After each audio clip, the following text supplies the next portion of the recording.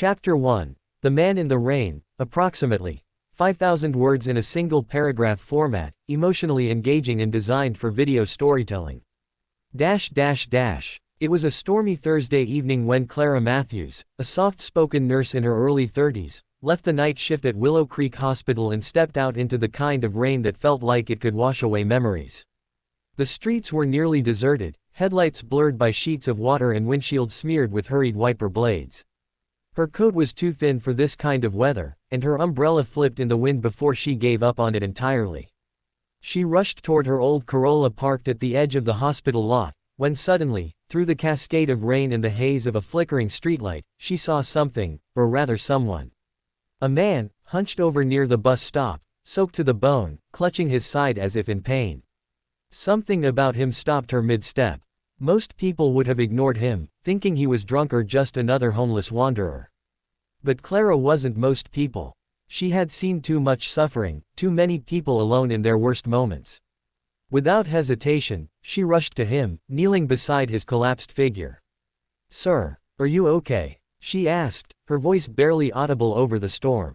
His face was bruised, eyes glassy, and he looked at her with confusion, as if trying to remember where he was, or who he was. Blood. She saw it, soaking through his shirt, mixing with the rain. Instinct took over. "You need help. Can you stand?" He nodded weakly. Clara gritted her teeth, slipped her arm under his, and with every ounce of strength she had, helped him to her car. "We'll get you patched up. Just hang on," she whispered, not knowing that her life was about to change forever. She drove quickly but carefully through the soaked streets to her small apartment on the edge of town. Bringing a wounded stranger into her home wasn't exactly safe or smart, but there was something in his eyes, broken, desperate, and oddly familiar, that told her she was meant to help him. Inside, she laid him gently on the couch, quickly gathering her medical bag, towels, and warm blankets. "I'm a nurse," she said as she cut away the wet fabric from his chest, revealing a deep gash. "You're lucky it's not deeper." He winced but remained silent. "What's your name?" she asked. "Nothing. Just a shake of the head." "Don't remember," she guessed. Another nod. "Amnesia. Trauma, maybe." She had seen similar cases before. As she cleaned the wound and stitched it, she found herself strangely drawn to him, not romantically, but deeply. Like something old was waking inside her. He was tall, muscular despite the pain, and his hands bore calluses, like a man used to hard work, or a life lived on the edge. She gave him some tea, changed his bandages, and finally, he fell asleep. Clara sat beside him, watching him breathe, wondering who this stranger was, and what had happened to him. She didn't know why she trusted him. Maybe because he had trusted her without a word. The next morning, he was still asleep when she left a note and went to her hospital shift. But throughout the day, her mind wasn't in the ICU or with her patients, it was back at her apartment, with the man in the rain. That evening, when she returned home, she expected to find him gone. But he was there, awake, sitting up, alert. He looked different now, stronger, more aware, but still cautious. "You saved me," he said, his voice low but clear. "Thank you." Clara smiled. "Any idea who you are yet?" He shook his head. "Bits and pieces. A name, Eli. That's all I've got." Eli. The name suited him, and so began a strange rhythm.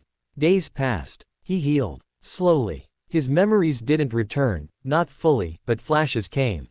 Nightmares woke him. At 3 a.m., gunshots, shouting, running through darkness. Clara was always there, sitting beside him, whispering calm into the night. She never pressed him, never demanded more than he could give. And in return, Eli became her protector, even in silence. He fixed her broken kitchen drawer. Cooked eggs better than she could. Watched over her without a word. One rainy evening, he stood by the window, staring into the distance. "I think someone was after me," he muttered. "Like, I was running from something. Or someone." Clara's chest tightened. "You don't have to tell me if you're not ready." "I'm not dangerous," he said suddenly, looking at her. "I feel like I was, good. Maybe a cop. Or a soldier. But something happened. Something bad." Clara believed him. Every part of her did. But fear crept in like the rain under a door. Who was he really? And why had no one come looking? Days turned into weeks. And slowly, something unspoken grew between them. It wasn't love. Not yet. But it was connection. One night, Clara brought out an old shoebox of photographs from her childhood. She showed him her younger brother, who had died in a car crash. Her parents, long divorced. Her nursing school graduation. Eli stared at one photo longer than the others. That man. Behind you. At the back. Clara leaned in. That's my uncle. He was FBI. Eli paled. I've seen him before. Her eyes widened. Where? In a memory, he whispered. I was talking to him. Arguing. Then I was running. Something cold slithered up Clara's spine. Why would you be arguing with my FBI uncle? Eli looked at her then, haunted, unsure. I don't know. But I think I wasn't supposed to survive. Silence filled the room. Rain tapped the windows like fate knocking. In that moment, Clara realized she was in deeper than she thought. This man, this stranger, was not just some lost soul. He was someone important, someone in danger, and by helping him, she had unknowingly stepped into a world far darker than she imagined. But it was too late now. She couldn't abandon him, even if it meant putting herself at risk. Even if it meant everything she thought she knew about kindness and fate was about to be rewritten. For the next 3 days, Clara moved through her shifts like a ghost, her thoughts tangled in what Eli had said, the memory of her uncle, the argument, the sense that he wasn't supposed to survive. Every word haunted her like a whisper she couldn't unhear. Eli had gone quiet again, retreating into his own mind as if each new piece of his past brought a storm louder than the rain outside. She watched him pace the apartment some nights, staring out the windows as if expecting shadows to appear, hands balled into fists, jaw tight. He didn't speak of the memory again, and she didn't press him. But inside, her heart beat with questions. What had he seen? Why had he been with her uncle, an FBI agent? And more importantly, why did she feel this growing sense of danger, like something unseen was watching their every move? On the 4th night, her phone rang. Unknown number. She almost didn't answer, but instinct made her swipe the screen. A low voice spoke, male, urgent. Clara Matthews. She froze. Yes, I'm Special Agent Griffin, FBI. I need to speak with you about a patient you may have encountered. Her blood turned to ice. What patient? Tall man, mid-30s, athletic build, possibly wounded, maybe suffering from memory loss. He's dangerous, Clara. If you've had any contact. I haven't, she interrupted, too fast. Too afraid. Must be a mistake. Silence. Then a click. The line went dead. She stared at the phone, her fingers shaking. Dangerous. Eli. No. They were wrong. Or lying. Or, she didn't know. She walked into the living room, found him reading a book on the couch, calm. Gentle, safe. But was he? Could she really trust her gut? The next day, she called her uncle's old number, but it was disconnected. Her hands trembling, she dug through old papers and found a dusty contact card from years ago. Michael Landry, FBI Counterintel Division. She dialed. It rang twice. Then a familiar voice answered. Clara. Her breath caught. Uncle Mike. I need to ask you something. It's about a man. She gave a vague description, but before she could finish, he interrupted. You've seen him. Not a question. A fact. I've been helping him. He was hurt. He didn't remember who he was. But now, he remembered you.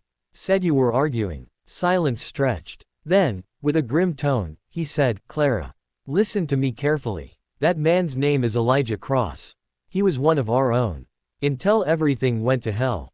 What do you mean? She whispered. He was a deep cover operative. Infiltrated a powerful syndicate 5 years ago. We lost contact 2 months ago after an ambush. We assumed he was dead. But if he's alive, and he's with you, they're going to come looking. They think he flipped, that he ran, but he didn't remember anything. She cried. I don't know what's true anymore. Clara, her uncle's voice cracked, you're in danger. You have to leave him. Now. But how could she? She hung up, her mind spinning. When she walked back in, Eli stood there, holding her phone. His eyes locked on hers. You called him. Her heart sank. Eli, it's okay, he said softly. You had to know. I wanted to tell you. But I wasn't sure if it was real. Now I remember. He sat down slowly, looking haunted, broken. My name is Elijah Cross. I worked for the FBI. Went undercover inside a trafficking ring.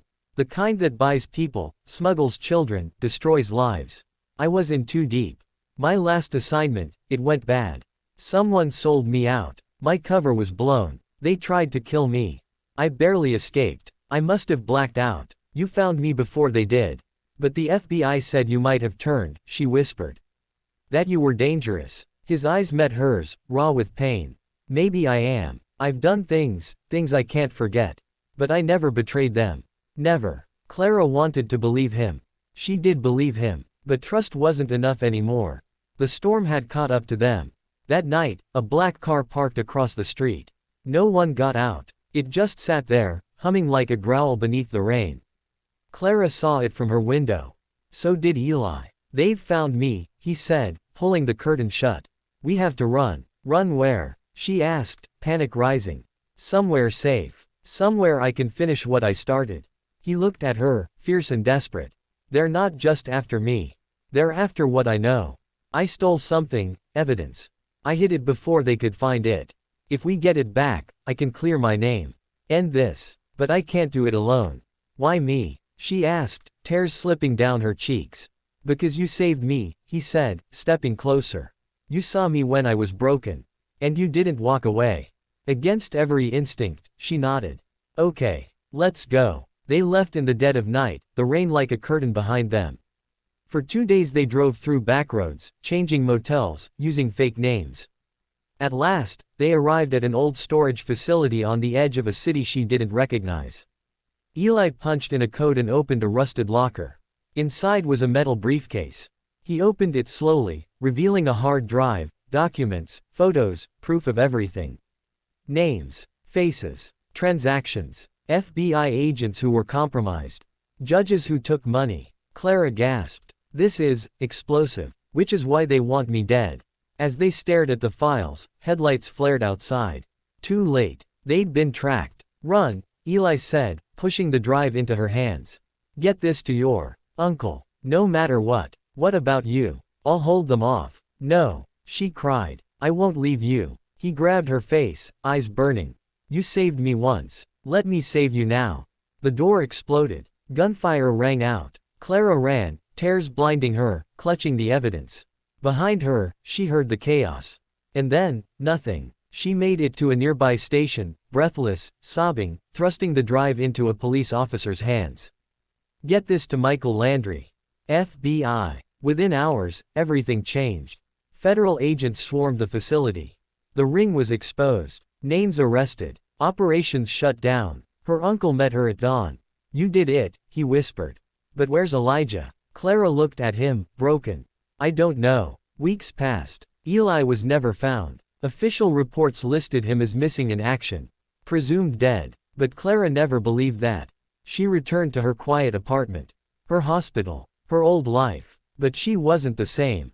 And then, on a rainy morning, just like the first, she found a note under her door. 3 words. Written in black ink. I'm still here. And tucked with it, a pressed white lily. Her favorite flower. Clara smiled, tears falling silently.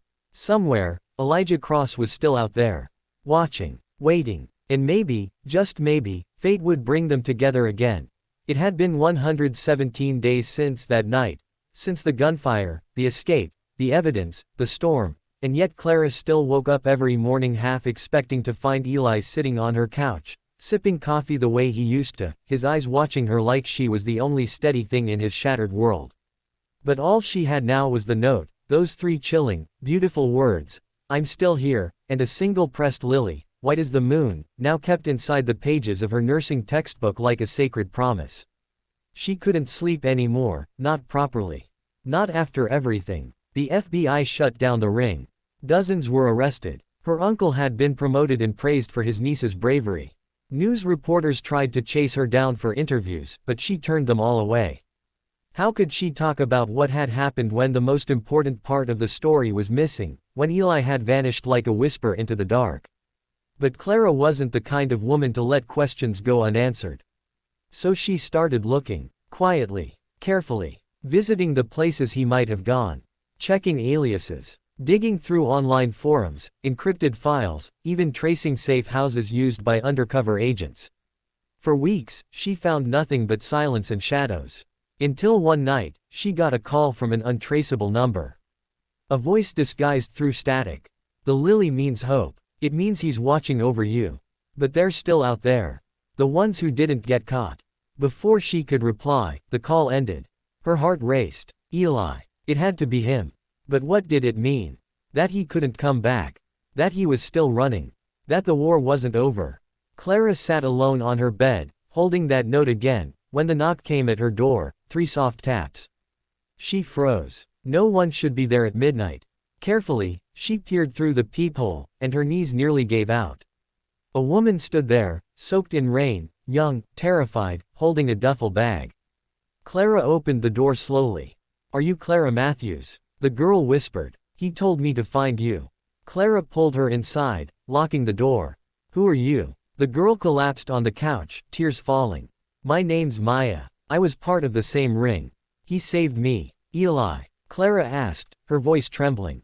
Maya nodded. "He broke in, risked everything, got us out of that place. But the others, there's still one more boss. Someone above the FBI agents. Someone powerful. Eli's trying to expose him, but he needs help. And he's hurt." Clara's heart shattered. "Where is he?" "I can take you," Maya said. And so, without telling a soul, Clara left with her. They drove for 6 hours through mountain roads, dirt paths, past ghost towns until they reached an abandoned ranger cabin hidden deep in the woods. There, lying on a makeshift bed, pale and bleeding from a bullet wound, was the man she had once found in the rain. Elijah Cross. He looked up, eyes hazy but shining. "Clara," he whispered, like her name was the only thing keeping him alive. She rushed to his side, her nurse instincts kicking in, already assessing the injury.